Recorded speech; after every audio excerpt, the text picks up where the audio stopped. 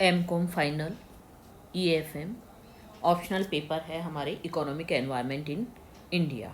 इसका first chapter चल रहा है। उसमें इकोनॉमिक फैक्टर्स हम पढ़ चुके हैं जो कि आपकी इकोनॉमिक एनवायरनमेंट को प्रभावित करते हैं। इसके बाद में है नॉन इकोनॉमिक फैक्टर्स जो हम आज पढ़ेंगे। उनमें नॉन इकोनॉमिक फैक्टर्स आपके साथ बताए गए हैं। पहला है जिनमें सामाजिक एवं सांस्कृतिक घटक, दूसरा राजनीतिक दशाएं, तीसरा धार्मिक तत्व, चौथा नैतिक घटक, पांचवा संवैधानिक दशाएं, छठा अंतर्राष्ट्रीय परिस्थितियां और सातवां है आपके पर्यावरणीय संरक्षण। तो ये सारे घटक कहलाते हैं आपके गैर आर्थिक घटक। इसमें पहला घटक हम पढ़ेंगे सामाजिक एवं सांस्कृतिक घटक। किसी भी देश की जो संस्कृति होती है, सांस्कृतिक परिस्थितियां होती हैं, सामाजिक परिस्थितियां होती हैं, वो आर्थिक पर्यावरण को प्रभावित करती हैं। विकासशील हमारा देश जो है वो विकासशील देश है। तो विकासशील राष्ट्रों में व्यक्ति आर्थिक क्रियाओं का चयन करने के लिए सामाजिक परिस्थितियों का दास होता है, जबकि विकसित राष्ट्रों में आर्थिक क्रियाओं का चयन व्यक्ति की योग्यता और उसकी इच्छा के अनुसार किया जाता है।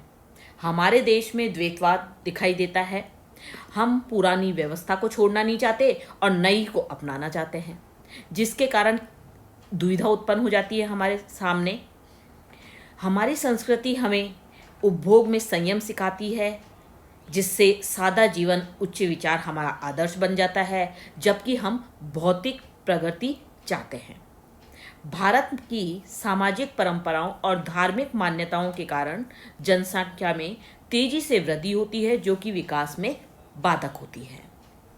अब सामाजिक घटक जो होते हैं, जैसे श्रम वृद्धि में उत्पादन गुणों को प्रभावित करते हैं, जिससे देश में उपभोग का प्रकार, बचत और पूंजी की मात्रा जो है वो प्रभावित होती है।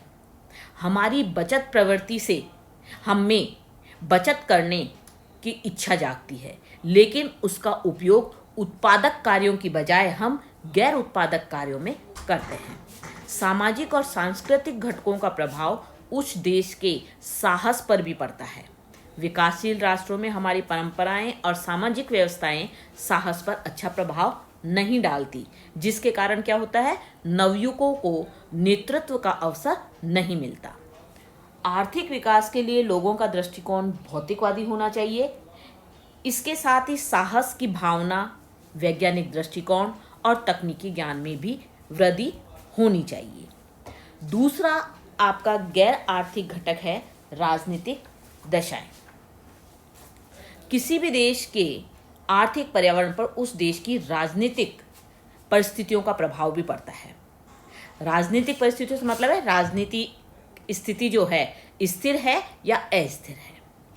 इंग्लैंड, जर्मन, अमेरिका, फ्रांस, ये जो देश हैं, इनके आर्थिक विकास जो है वो राजनीतिक स्थिरता के कारण ही हुआ है।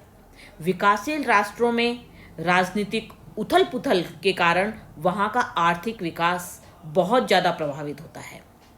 पाकिस्तान, बांग्लादेश, अफगानिस्तान, श्रीलंका, ये ऐसे देश हैं जिनमें आर्थिक विकास जो है वो उथल पुथल के कारण ज़्यादा प्रभावित होता है। यहाँ बिना किसी कठिनाई के सत्ता परिवर्तन हो जाता है, जिससे आर्थिक विकास की गति जो है वो प्रभावित नहीं होती। आज के युग में आर्थिक क्रियाओं में सरकार की भी भूमिका जो है वो बहुत महत्वपूर्ण होती है। आज की बदलती हुई परिस्थितियों में आर्थिक विकास के लिए सुदृढ़ राजनीतिक इच्छा शक्ति का होना बहुत जरूरी है। भारत इसका बहुत अच्छा उदाहरण है। नेक्स्ट थर्ड पॉइंट है आपके धार्मिक तत्व। धर्म भी आर्थिक पर्यावरण को आपके प्रभावित करता है। धार्मिक विश्वासों का किसी देश के आर्थिक विकास पर जो प्रभाव पड़ता है वो प्रत्यक्ष पड़ता है। धार्मिक तत्व भौतिकवादी दृष्टिकोण को प्रोत्साहित नहीं करते और सभी धर्म दया, अहिंसा, संयम, दान, सेवा, संतोष, त्याग और अपरिग्रह को प्रोत्साहित करते हैं। यह कहा जा सकता है कि धर्म के अंधे अनुयायी विकास नहीं कर सकते। नेक्स्ट फोर्थ पॉइंट है आपके नैतिक घटक। आर्थिक पर्यावरण को नैतिक घटक भी प्रभावित करते हैं। नैतिकता का मतलब यहाँ पर काम करने वाले लोगों में कार्य के प्रति तत्परता, ईमानदारी और सेवा भाव से है। वर्तमान में सभी स्तरों पर नैतिकता में गिरावट आई है। लोग बिना कुछ किए ही जल्दी से जल्दी धनी बनना चाहते हैं, जिसके लिए वे कुछ भी करने को तैयार हो जाते हैं, जैसे हत्याएं, चोरी, डकैती, भ्रष्टाचार, लूटपाट आदि। जिन राष्ट्रों का नैतिक स्तर ऊंचा होता है वहां विकास का स्तर भी उतना ही ऊंचा होगा। सामूहिक कार्य के लिए जन समुदाय का नैतिक स्तर भी ऊंचा होना जरूरी है। नेक्स्ट फिफ्थ पॉइंट है आपके संवैधानिक दशाएं। किसी भी देश का आर्थिक विकास वहां की संवैधानिक व्यवस्था पर निर्भर करता है। हमारा संविधान अनेक स्थानों पर आर्थिक विकास, आर्थिक न्याय और नीति के बारे में उल्लेख करता है। हमारे संविधान ने देश के नागरिकों को अनेक मूलभूत अधिकार दिए हैं, जो कि एक स्वस्थ, स्वावलंबी और स्वाभिमानी नागरिक बनाने में सहायता कर रहा है। राज्य के नीति निर्देशक सिद्धांत आर्थिक पर्यावरण को प्रभावित करते हैं। इन सिद्धांतों के द्वारा आर्थिक नीतियों के निर्माण और उनके क्रियान्वयन की व्यवस्था की जाती है।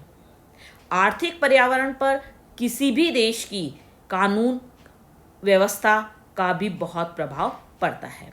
देश में शांति और व्यवस्था का वातावरण होने पर आर्थिक विकास को गति मिलती है, और अशांति और अव्यवस्था का वातावरण यदि होता है तो उससे आर्थिक विकास पर विपरीत प्रभाव पड़ता है। नेक्स्ट है आपके छठा पॉइंट अंतर्राष्ट्रीय परिस्थितियां। कोई भी राष्ट्र अकेला रहकर अपना विकास नहीं कर सकता, ये सब जानते हैं। उदारीकरण और वैश्वीकरण की नीतियों के कारण आज लगभग पूरा विश्व एक बाजार हो गया है। ऐसी स्थिति में अंतर्राष्ट्रीय स्थितियों का भी देश के आर्थिक पर्यावरण पर बहुत प्रभाव पड़ता है। आतंकवाद के कारण हमारी अर्थव्यवस्था को विकसित करने में वर्तमान में काफ़ी जोर आ रहा है। विश्व मंदी का भी हम पर प्रभाव पड़ता है। आर्थिक पर्यावरण को सुदृढ़ बनाने के लिए अंतर्राष्ट्रीय शांति का होना जरूरी है, और इसी के साथ अंतर्राष्ट्रीय सहयोग की भावना का होना जरूरी है। हमारी अर्थव्यवस्था प्रगति के पथ पर तो बढ़ रही है, लेकिन लगातार अघोषित और घोषित युद्धों के कारण हम इस गति को तेज नहीं कर पा रहे हैं। उदारीकरण और वैश्वीकरण की अंतर्राष्ट्रीय नीतियों का जो प्रभाव है वो कुप्रभाव डाल रही है हमारी अर्थव्यवस्था पर, जो कि हमें देखने को लगातार मिल रहा है। लास्ट पॉइंट है आपके पर्यावरणीय संरक्षण। मानव ने विकास के नाम पर पर्यावरण का विनाश किया है। पृथ्वी का तापमान लगातार बढ़ रहा है। परमाणु कचरे के कारण प्रदूषण की जो समस्या है वो भी भयानक से भयानक होती जा रही है। बड़े शहरों में देखें तो हम जल, वायु, ध्वनि सभी कुछ क्या हो रहे हैं, प्रदूषित होते जा रहे हैं, जिसके कारण वहाँ का जीवन जो है वो बहुत ही कठिन होता जा रहा है। लोगों का स्वास्थ्य निरंतर गिरता जा रहा है, खराब होता जा रहा है। जिंदा रहने की लागतें जो हैं वो निरंतर बढ़ती जा रही हैं। बहुसंख्यक जनसंख्या गंदी बस्ती में रहने और प्रदूषित जल पीने के लिए बाध्य हो रही है। इन सब का भी आर्थिक पर्यावरण पर बुरा प्रभाव पड़ रहा है। लोग विकास के वर्तमान स्वरूप से बहुत ज़्यादा चिंतित हैं। आर्थिक पर्यावरण पर आर्थिक और गैर आर्थिक घटकों का इस प्रकार से हम देखें तो हमें लगता है कि इनका काफ़ी प्रभाव पड़ता है, लेकिन आर्थिक और गैर आर्थिक तत्वों को अलग अलग नहीं किया जा सकता। इनका आपसी संबंध होता है। आर्थिक विकास किसी एक घटक से नहीं बल्कि विभिन्न महत्वपूर्ण घटकों को उचित अनुपात में मिलाने से